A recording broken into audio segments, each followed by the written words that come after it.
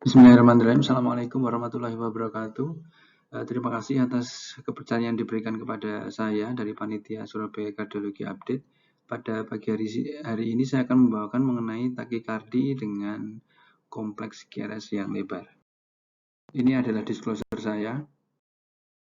Takikardi dengan QRS lebar secara definisi sudah merujuk kepada entitas diagnosis di mana dia takikardi, di mana heart rate-nya lebih dari 100 dan QRS kompleksnya durasinya lebih dari 120 milisecond atau lebih dari 3 kotak kecil.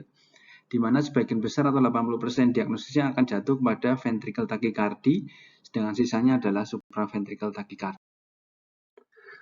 Takikardi ventricle biasanya memiliki riwayat penyakit dahulu yang cukup signifikan seperti penyakit jantung iskemik, riwayat infak, gagal jantung, miopati, ataupun riwayat keluarga dengan kematian jantung mendadak. Sehingga pertanyaan-pertanyaan berikut, apabila terjawab ya, maka takikardi QRS lebar yang mungkin kita hadapi merupakan suatu takikardi ventricle. Sudah menjadi rahasia umum bahwa kita seringkali kebingungan ketika menghadapi takikardi dengan QRS lebar. Terlebih lagi saat ini semakin bingung lagi dengan banyaknya kriteria dan mungkin akan mengakibatkan sedikit complicated pada saat kita mencoba mengaplikasikannya. Terus yang kemudian pada beberapa kasus mungkin tidak bisa kita aplikasikan, terutama pada yang bereksitasi, dan pada saat kondisi emergensi mungkin kita akan mengalami kesulitan untuk melakukan recalling dari kriteria-kriteria tadi, sehingga kita akan mengambil jalan pintas pada semua takikardi QRS lebar, maka 80%-nya adalah suatu VT sampai terbukti tidak.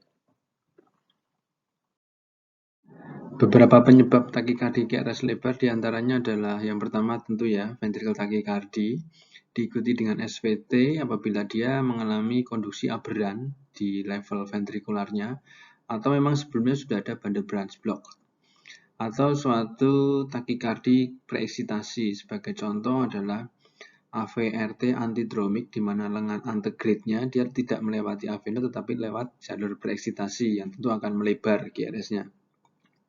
Atau suatu atrial fibrilasi atau flutter atau takikardi di mana antegrade-nya dia melewati accessories pathway sehingga QRS-nya akan melebar, karena di dalam QRS-nya akan kita lihat ada delta wave di situ atau jalur bereksitasi. Terus yang keempat adalah takikardi dengan dimediasi suatu pacemaker. Dan yang terakhir apabila takikardi itu diinduksi oleh suatu obat-obatan terutama yang golongan 1A dan 1C, yaitu dalam golongan penghambat kanal natrium. Metode pembacaan EKG yang digunakan pada beberapa algoritma diantaranya adalah yang pertama, kita melihat hubungan antara atrium dan ventricle. Apakah ada asosiasi ataukah tidak ada.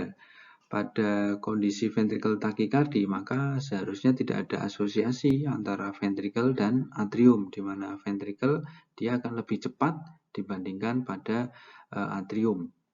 Terus kemudian yang kedua, kita melihat morfologi dari QRS-nya, apakah dia takikardi dengan LBBB ataukah takikardi dengan RBBB. Pada yang LBBB, kita bisa melihat adanya notch di gelombang S-nya pada lead V1, V2, sedangkan pada lead V6 kita bisa melihat Q, yang seharusnya pada LBBB tidak akan pernah ada Q. Untuk yang RBBB, biasanya pada V1 dia akan trifasik, sedangkan pada VT dia bisa monofasik atau bifasik. Sedangkan pada lead V6 kita bisa melihat Q, tetapi malah pada VT kita tidak akan bisa melihat Q.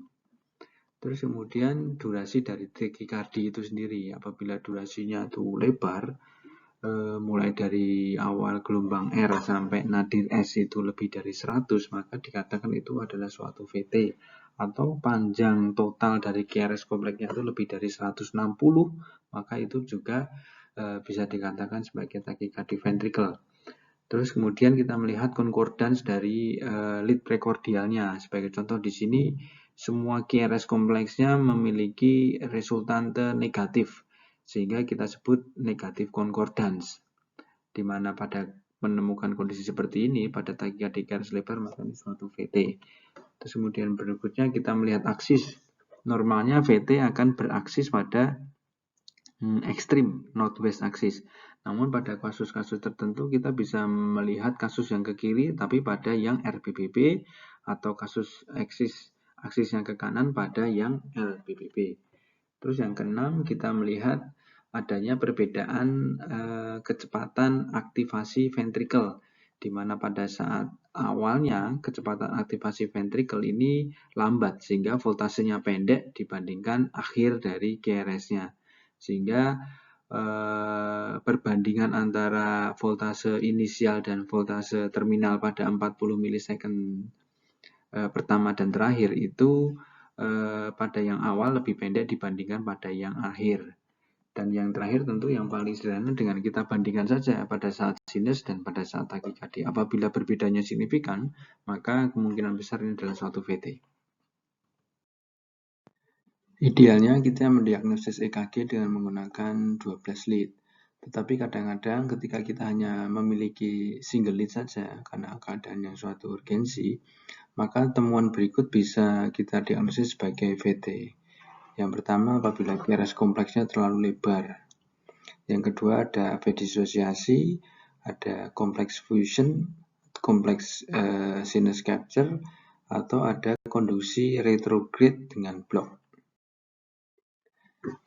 Ini adalah yang pertama, kita lihat ini QRS-nya lebar, lebih dari 160, dikatakan itu diagnostik suatu VT. Terus kemudian adanya AV disosiasi yang komplit. Di sini sesuai yang tadi ada gelombang QRS yang lebar dan cepat. Di antara gelombang QRS kita bisa melihat adanya gelombang P. Dan ini tidak ada hubungannya atau tidak ada asosiasi. Terus kemudian kita bisa melihat fusi kompleks. Di sini kita lihat fusi. Jadi antara perpaduan antara QRS yang dibentuk pada saat sinus dan QRS pada saat takikardi ke kompleks QRS lebar, sehingga kita bisa melihat fusi.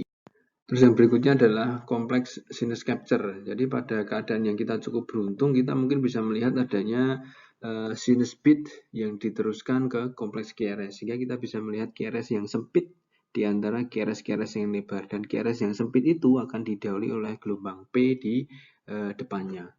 Ini disebut sebagai capture beat atau sinus capture complex. Kalau tadi di awal bahwa suatu disosiasi ventricle dan atrium merupakan tanda patok mnemonik dari VT, pada kondisi tertentu kita juga bisa melihat konduksi antara ventricle dan atrium tapi memiliki pola pada saat takikardi QRS lebar. Di sini ada QRS terus kemudian P, QRS tidak ada P, QRS ada P, sehingga ada pola 2:1 retrograde conduction dari ventricle ke arah atrium. Hal ini juga merupakan tanda patok mnemonik tadi suatu VT sebagai diagnosis pada takikardi QRS lebar. Idealnya kita membaca EKG kan 12 lead, maka dalam mendiagnosis VT memang disarankan atau kondisi ideal adalah melakukan pemeriksaan EKG dengan 12 lead tadi. Dan salah satu algoritma yang paling banyak dipakai saat ini adalah algoritma yang ditemukan atau diciptakan oleh Brugada yang terdiri dari 4 langkah sebelum melakukan diagnosis pada takikardi QRS lebar itu, VT ataupun suatu SVT. Keempat langkah dari algoritma Brugada, yang pertama adalah apakah tidak ada kompleks RS di seluruh prekordial lead-nya. Terus kemudian mengukur jarak antara awal QRS sampai nadir S, apakah lebih dari 100. Terus yang ketiga, adakah disosiasi AV. Dan yang keempat, kita melihat morfologi dari VT, apakah morfologi RBBB ataukah morfologi LBBB. Yang pertama adalah kita melihat ada tidaknya kompleks RS.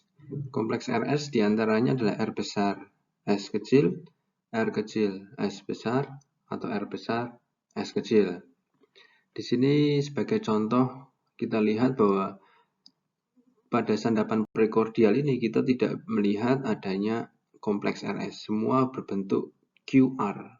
Sehingga dari langkah pertama ini pada EKG ini akan jatuh kepada diagnosis VT. Langkah yang kedua adalah dengan menghitung durasi dari RS. Kita bisa menghitungnya dengan mengukur jarak antara awal gelombang R sampai nadir S. Nah, ini contohnya di sini yang paling lebar sebenarnya di V2 dan hasilnya apabila kita ukur dari awal QRS sampai nadir S, di sini ada 3 kotak kecil atau 120 milisecond. Langkah ketiga adalah dengan melihat ada tidaknya disosiasi dari AV. Ini seperti yang di depan tadi ya, saya rasa sudah dibahas cukup banyak mengenai disosiasi AV ini. Intinya tidak ada hubungan antara ventricle dan atrium, di mana kecepatan ventricle itu harus lebih tinggi dibandingkan atriumnya. Terus yang step keempat adalah kita melihat morfologi dari QRS itu sendiri. Yang pertama, apabila dia morfologi RBBB, kalau morfologi RBBB berarti apakah dia monofasik ataupun bifasik. Karena tipikal RBBB itu pasti trifasik. Ada R, ada S, dan ada R aksen. Sehingga kalau pada V1 kita menemukan monofasik dan bifasik, terus kemudian kita dilihat di gelombang QRS di V6, apakah RS rasionya itu kurang dari 1. Idealnya tentu pada RBBB kan R-nya tinggi, S-nya yang hanya lebar tapi cukup dalam, tapi tidak akan pernah bisa mengalahkan tingginya gelombang R. Ini sebagai contohnya, ada GR tadi, terus kemudian RS aksennya kurang dari 1. Untuk pola LBBB, di mana V1 dan V2-nya itu akan negatif, sedangkan V6-nya akan positif, kita bisa melihat durasi gelombang R, apakah dia lama, lebih dari 0,04, adanya gelombang slur S, ataukah ada gelombang Q pada V6. Ini sebagai contoh, ini yang model LBBB tadi ya, V1-nya, V2-nya negatif, V6 positif, dan kita melihat Q di sini. Jadi ini bukan tipikal LBBB ini model atypical LBBB. Nah, ini contohnya, bahkan ada gelombang slur di sini ya. Untuk algoritma berikutnya yang paling sering banyak dipakai adalah dari VRK. Kita hanya konsentrasi ke lead AVR saja di sini. Apakah dia ada inisial R yang dominan? Kalaupun tidak dominan, apakah dia R wave-nya itu lebih dari 40 ataukah Q wave-nya lebih dari 40 milisecond?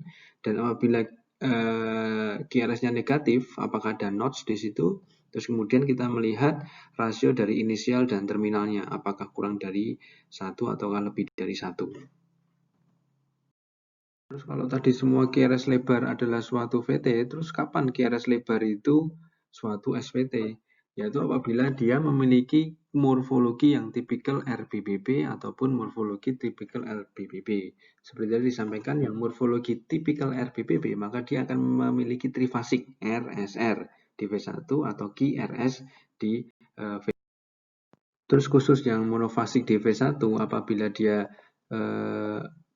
RR aksennya, kita sebut ini telinga kelinci, telinga yang sebelah kiri lebih tinggi dibandingkan telinga kanan, maka ini akan cenderung ke suatu VT. Namun apabila telinga kanannya itu lebih tinggi, memang dia akan cenderung ke arah suatu SVT. Apabila kita lihat juga di V6 itu adalah trifasik atau gelombang R-nya lebih tinggi dibandingkan S-nya. Ini adalah contoh pasien pada saat sinus rhythm dia RBBB yang kemudian mengalami takikardi dengan morfologi QRS yang sama dengan sinus rhythm tadi, di mana dia masih tetap RBBB. Sehingga pasien ini adalah SVT tapi dengan RBBB. Ini contoh yang kedua, pasien LBBB ketika dia mengalami takikardi, QRS morfologinya tidak berubah, ini tetap LBBB. Sehingga pada saat ini dia mengalami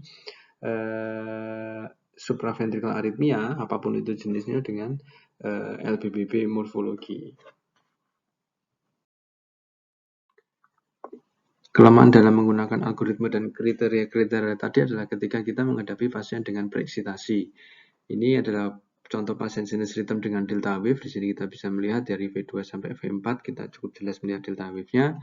Terus kemudian pasien ini mengalami takikardi QRS lebar. Mungkin pada saat di IGD jelas semua takikardi dengan QRS lebar, dengan lebar cukup lebih dari 160 ini, maka akan mendiagnosis VT. Tetapi apabila kita memiliki data EKG sebelumnya, maka diagnosis VT kita bisa anulir, karena ini kita ada melihat delta, sehingga pada EKG yang ini adalah suatu AVRT antidromik. Baik, ini adalah summary dari presentasi saya. Yang pertama adalah kita bisa menggunakan metode pembacaan EKG untuk mendiagnosis white complex KRS tachycardia pada 90% kasus, namun 10% diantaranya kita mungkin akan misdiagnosis. Pada kondisi-kondisi tertentu apabila kita ragu, maka sebaiknya kita mendiagnosis takikardi KRS lebar tadi sebagai VT sampai terbukti sebaliknya. Mungkin itu yang bisa saya sampaikan. Wassalamualaikum warahmatullahi wabarakatuh.